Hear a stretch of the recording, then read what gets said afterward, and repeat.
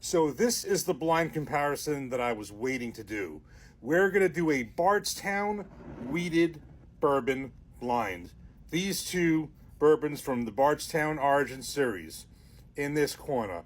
Bardstown Origin Series Black Label, bottled and bond 100 proof. In this corner, Bardstown Origin Series Tan Label, high wheat 106 proof. This is the latest one in the Origin Series. Story's this. I got this bottle actually before I got this bottle, and this was when this bottle I got before it was even around in New Jersey. I think I got this one in New York, and then all of a sudden Bardstown came to New Jersey, and both of these and the entire Origin Series has been in literally almost every liquor store. So I had this first, absolutely love this. This one I probably did too many videos on this, but I got this at the end of last year, and I kept saying that, in my opinion, this was one of the best bottles of 2024, and I stick by that, even though it wasn't recognized by Whiskey Advocate. I still believe it was and continues to be. Had this, finish it, got a backup bottle when I saw it because it was that good. And then all of a sudden, Bardstown came to New Jersey, got this, the white label, and of course, obviously, this backup. So I've been working on this bottle, and it's pretty well down here. Absolutely love this. Really love this. But to put these together, I love wheated bourbons. This is a wheated bourbon. This is a really wheated bourbon. So just the real facts really quick. They're both aged 6 years, distilled in 2018, and I love the disclosure on these bottles. They got everything on them. So the Black Label, bottled and bond, obviously 100 proof, and it is, the mash bill in this is 68% corn. The key one is 20% wheat, 12% malted barley. So already, before we even get to this one, this is a decent wheat percentage right in here. If you compare it, Maker's Mark is 16%. So you're really, 20% is already a significant wheated bourbon percentage here. Hold on. So the high wheat mash bill is 53% corn, 39% wheat. That's the key one.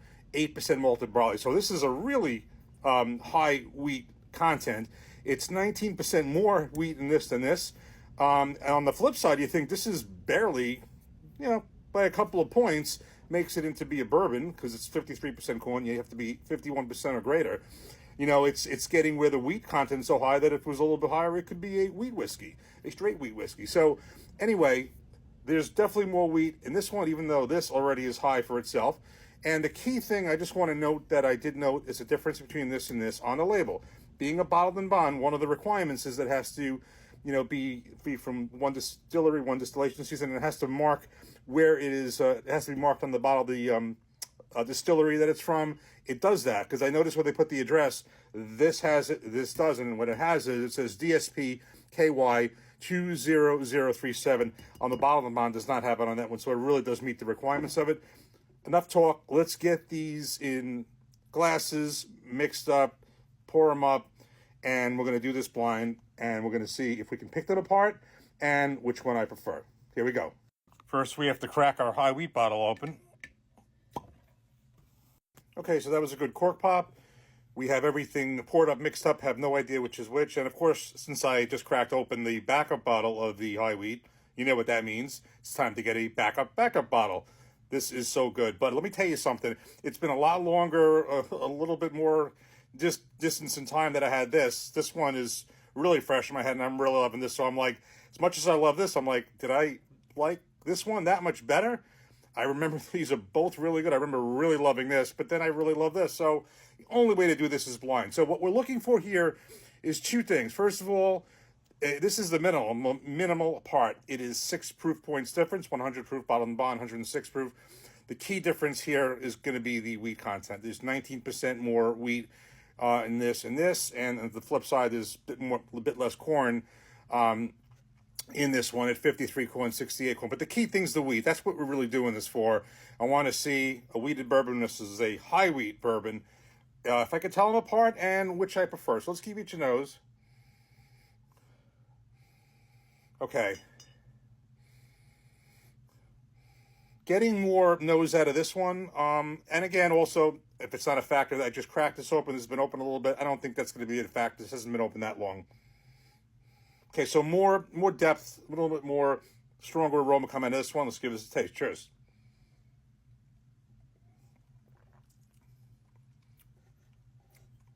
All right, cheers.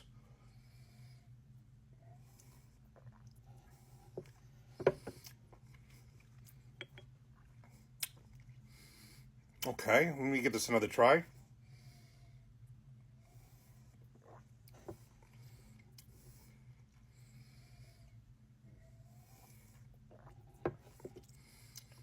I'm going to say that these are in the same order, that this is the high wheat and this is the bottled and bond.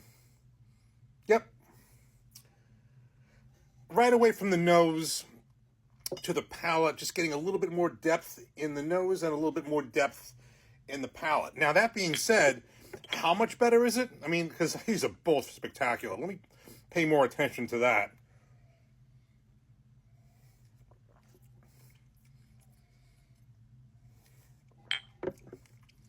They're both so good. I mean, when you put these head to head, yeah, this is a little. If I had to say, yeah, this is a little bit better than this, which is what I would expect.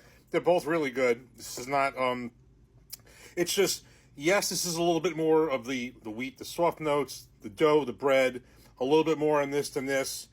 This compared to this, maybe a drop flatter in that regard.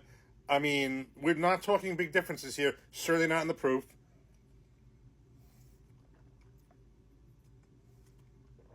I'm going to get more into this. I'm going to do a couple more comparisons off camera. For now, I'll lean towards this. I'm going to say this is really close.